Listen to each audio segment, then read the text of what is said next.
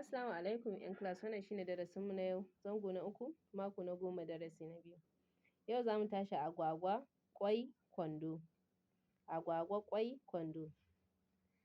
Amina na kiwon agwagwa. Amina na kiwon agwagwa. Agwagwar Amina ta yi kwai. Agwagwar Amina ta yi kwai. Amina ta kwashe kwan a kwando. Amina ta kwashe kwan a kwando. Amina ta samu riba ƙwarai. Amina ta samu riba ƙwarai.